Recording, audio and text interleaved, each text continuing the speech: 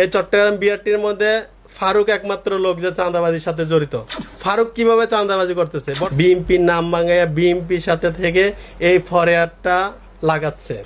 এই ফরাক ওনাকে চাঁদাবাজি করার জন্য শেখ হাসিনায় অনুমোদন দিছে। শ্রমিক লীগের এই হাবিব থেকে শুরু করে রাজপথে আপনার হয়েছে, মিছিল হয়েছে ফারুকের জন্য।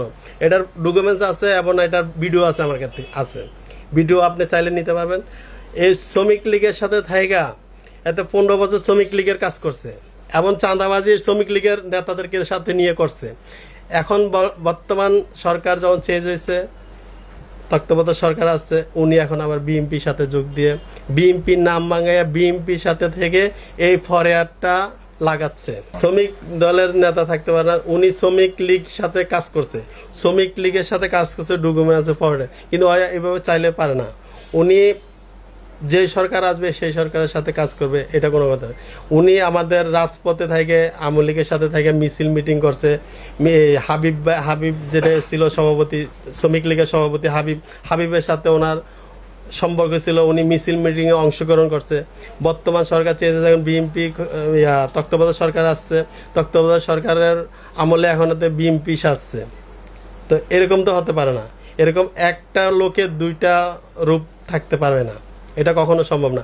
আমরা 17 বছর কষ্ট করছি, বিএনপির সাথে কাজ করছি, আমরা সহযোগিতা পাচ্ছি না, আমরা কোনো ধান্দাবাজির ভিতরে নাই। অথচ ফারুক কিভাবে চাঁদাবাজি করতেছে? বর্তমানে এই চট্টগ্রাম বিআরটির মধ্যে ফারুক একমাত্র লোক যে চাঁদাবাজির সাথে জড়িত।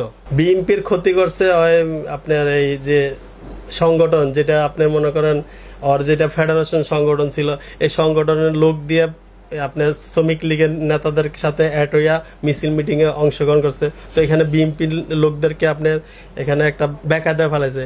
বিএনপির লোকেরা গর্তে বেরোতে পারে নাই, হামলার শিকার হয়েছে। শ্রমিক লীগ চট্টগ্রাম মহানগরের ভিতরে পুরো চট্টগ্রামে আপনি খবর নিয়ে দেখবেন শ্রমিক লীগে হাজার হাজার কোটি টাকা আত্মসাৎ করছে। পরিবহন সেক্টর থেকে ওদের প্রত্যেকটা নেতারা দেখবেন যে কখনো ওরা কাজ করে নাই। এই 15-16 বছরের মধ্যে ওদের কোনো ওরা কোনো কাজ করে নাই, ওরা শুধু চাঁদাবাজি করছে। ওদের কাজ ছিল চাঁদাবাজি।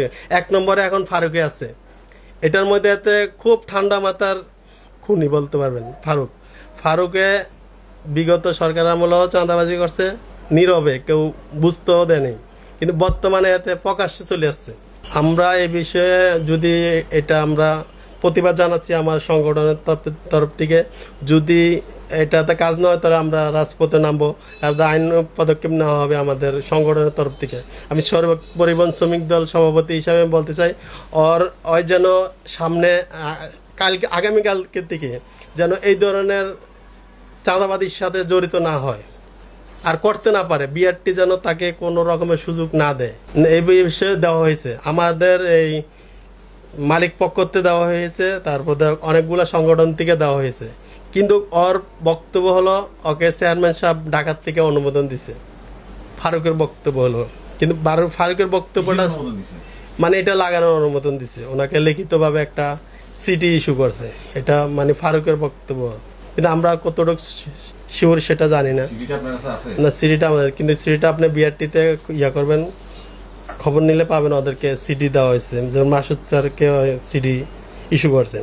তো সিডিটা কতটুকু সত্য কতটুকু মিথ্যা আমি জানি না, কিন্তু আমার মনে হয় না যে এটা আদৌ অনুমোদন দিতে পারে। কারণ এটা একটা এই আপনাকে প্রথমে বললাম, এটা ফ্যাসিস্ট সরকারের আমলের এক বড় নেতার এই ফরাক, ওনাকে চাঁদাবাজি করার জন্য শেখ হাসিনায় অনুমোদন দিছে। এটা প্রথম আলোর রিপোর্টে আছে, জাস্ট এটা আপনাকে আমি এখানে দেখাইছি। এই ফরেয়ারটার দাম হলো মাত্র 300 থেকে 400 টাকা, ঠিক আছে? অথচ উনি এটা বিক্রি করতেছে 2000 টাকা। 2000 টাকা বিক্রি করতেছে, না 2000 টাকা যদি এটা না লাগায় তাহলে ফিটনেস দিবে না।